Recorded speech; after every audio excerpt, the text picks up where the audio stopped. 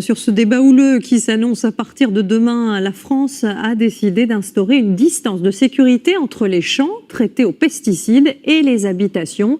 Le gouvernement, lui, propose entre 5 et 10 mètres, une précaution jugée dérisoire par certains. En Gironde, par exemple, vous allez le voir, des parents d'élèves ont décidé de se mobiliser. Le futur collège de leurs enfants est en bordure immédiate des vignobles. Reportage Erwan Brem et Christophe Brousseau. Et le futur collège sera sur ce terrain-là. Donc juste en face des vignes. Et imaginez les enfants là à 8h et un épandage à 6h30 du matin. Enfin, c'est impensable.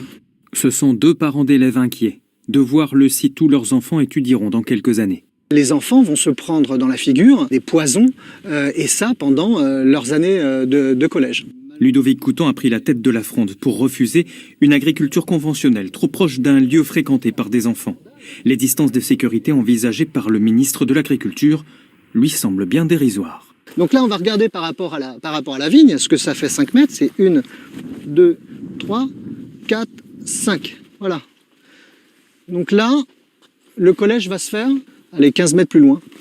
Donc cette règle est complètement inutile. Face à la pression des parents du collectif, le viticulteur s'est engagé à passer progressivement en bio. Mais il n'est pas le seul à utiliser des pesticides dans ce département.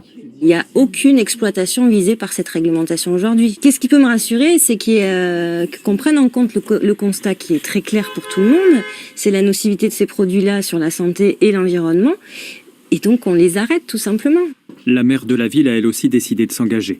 Selon elle, 5 ou 10 mètres sont inutiles face aux produits chimiques. Elle a donc décidé d'imposer une zone de 100 mètres où seules les substances utilisables en bio seront autorisées. Il y a des facteurs qui rentrent en ligne de compte. Il y a le vent qui peut tourner, même s'il y a une dominante du vent. Il y a comment on pulvérise, etc. Il me semblait que 100 mètres était une distance raisonnable. Ça permet de faire ce travail avec les agriculteurs pour les 2 ou 3 ans qui sont nécessaires pour passer en bio. Collectifs comme mairie demandent également un engagement public plus important pour aider les agriculteurs à se convertir au bio.